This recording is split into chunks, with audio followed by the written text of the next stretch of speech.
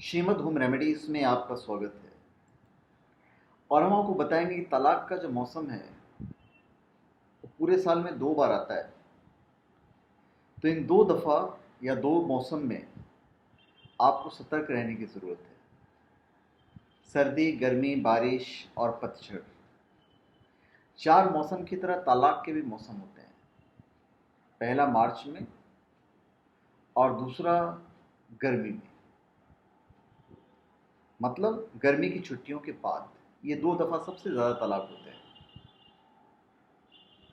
Washington university में ये पूरा रिसर्च किया गया है और उस अध्ययन में पाया गया कि तलाक दर्ज करवाने का यह मौसम साल में 2 दफ़ा आता है। पहला मार्च में और दूसरा गर्मियों की छुट्टी के बाद अगस्त में।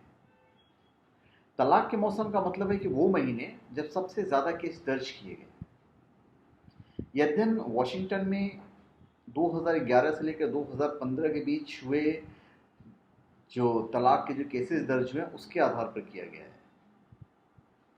तलाक के केस सर्दियों और गर्मियों की छुट्टियों के बाद अचानक बढ़ जाते हैं।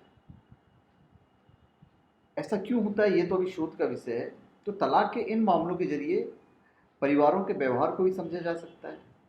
इस शोध को करने वाले ब्रिन्स कहती हैं कि सर्दियों और गर्मियों की छुट्टियां पारंपरिक रूप से परिवारों को एक पवित्र समय है।